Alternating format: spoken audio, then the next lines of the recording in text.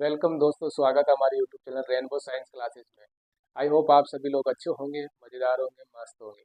दोस्तों आज फिर हम लेकर आए हैं साइंस का एक शानदार टॉपिक, जो आपका कंटिन्यू पहले वाले टॉपिक के साथ लिंक है। पहले अपन ने पढ़ा था कि इलेक्ट्रॉनिक विन्यास भरने के नियम क्या क्या है, यानी कक्षकों में इलेक्ट्रॉनों को कैसे भरा जाता है। तो अपन ने आबो सिद्धांत के बारे में पढ़ा था कि आबो सिद्धांत 3 नियमों का एक समूह होता है, जो पिछली क्लास में अपन ने देखा कि हुंड का नियम, ठीक है, पाउली का अपवर्जन नियम, ये दोनों पढ़ लिए। आज अपन पढ़ेंगे कौन, N+L का नियम। तो देखते हैं N+L का नियम क्या कहता है कि वह क्रम जिसमें आवर्त सारणी में क्रमागत परमाणुओं में इलेक्ट्रॉनों को भरा जाता है। क्रमागत यानी क्रम संख्या के अनुसार उसको इलेक्ट्रॉनों को क्या किया जाता है, भरा जाता है। अगर N+L का मान अगर बढ़ेगा तो ऊर्जा का मान भी क्या होगा दोस्तों, बढ़ेगा। N+L का मान यदि बढ़ेगा तो ऊर्जा का मान भी दोस्तों क्या होगा, बढ़ेगा। N+ नियम क्या कहता है कि इलेक्ट्रॉन पहले उस कक्षक में भरा जाएगा, किस कक्षक में, जिसके लिए N+L का मान क्या होता है, कम होता है। N+L का मान क्या होगा दोस्तों, कम होगा। तो ये N+L है क्या भला, पहले अपन उसको समझेंगे। N+L यानी N होता है दोस्तों मुख्य क्वांटम संख्या,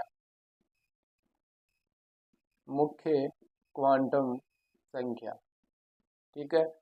L होता है अपने दिंगसीय क्वांटम संख्या,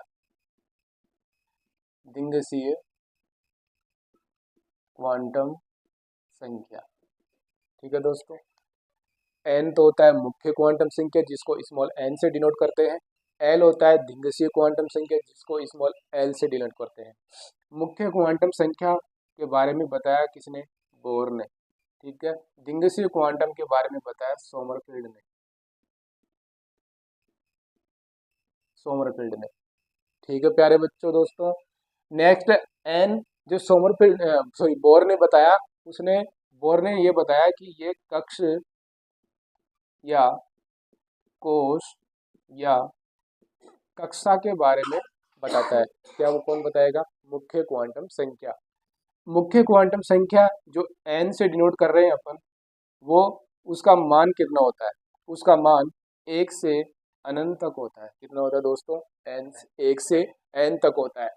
दिंगसीय क्वांटम संख्या जो सोमरफेल्ड ने दी, ये उपकोषों के बारे में जानकारी देता है, ठीक है दोस्तों। उपकोषों के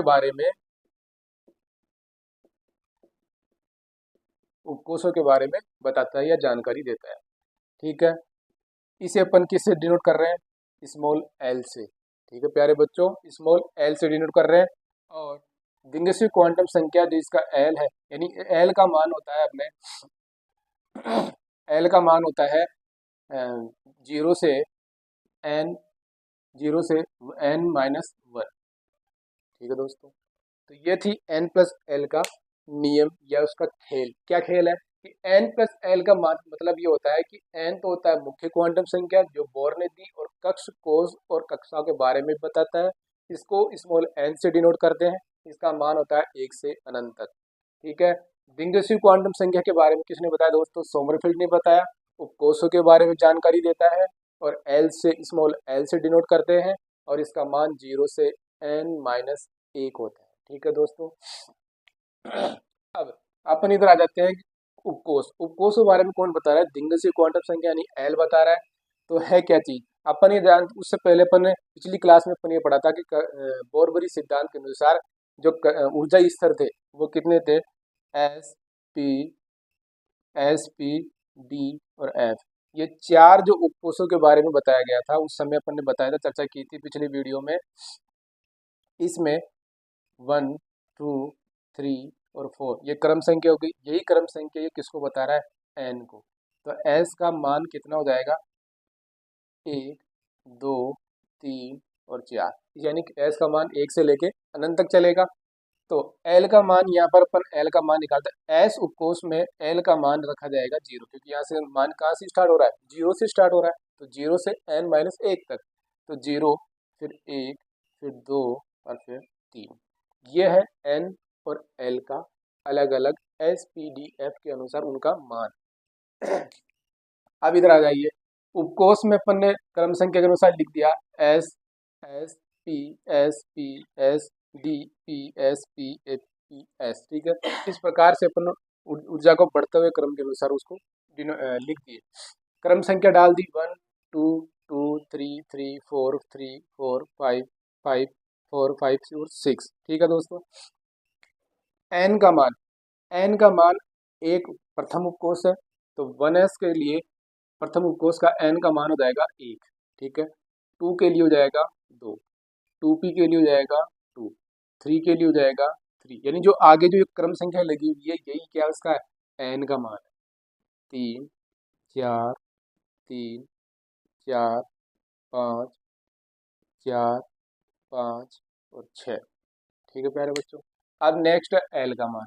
एल का मान अपन ने देख लिया 0 से स्टार्ट हो रहा है किसके एस एस उपकोष के लिए, तो एल का मान या सॉरी एस का मान, एस उपकोष के एस उपकोष में एल का मान कितना हो जाएगा 0, ठीक है। एस में फिर हो जाएगा 0, पी में कितना हो जाएगा दोस्तों अपन ने लिख दिया यहाँ पे 1, ठीक है।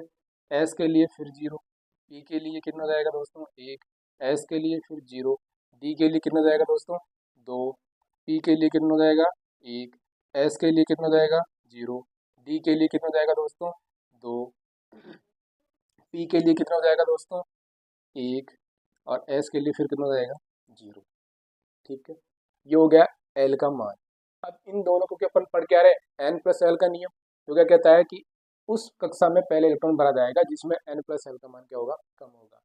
तो यहाँ पर सबसे कम किसका आ रहा है इन दोनों को जोड़ के लिखेंगे तो एक कितना मान आ जाएगा इसका दोस्तों, इन दोनों को जोड़ा यानी एन और एल का मान रखे तो 1 आ गया, इन दोनों का मान रखे 2 आ गया, 2 और 1 कितने हो गए 3, यहाँ कितना हो जाएगा 3, यहाँ 3 और 1 4, यहाँ कितना हो जाएगा 4, यहाँ कितने 2 और 3 और 2 5, यहाँ कितने 4 और 1 5, यहाँ कितना हो जाएगा 5, यहाँ कितना हो जाएगा 4 और 2 6, यहाँ कितना हो जाएगा 6 और यहाँ कितना हो जाएगा 6, ठीक है सर। तो ये एन प्लस एल का ये प्रत्येक का मान आ गया। हर उपकोष के अंदर एन प्लस एल का मान ये होता है। अब इसी प्रकार हम ऊर्जा का उसका बढ़ता हुआ क्रम के अंदर लिख सकते हैं तो बढ़ता हुआ क्रम ये के अंदर मैंने पहले ही जमा रखा है, तो सबसे पहले 1s आ जाएगा, ठीक है दोस्तों।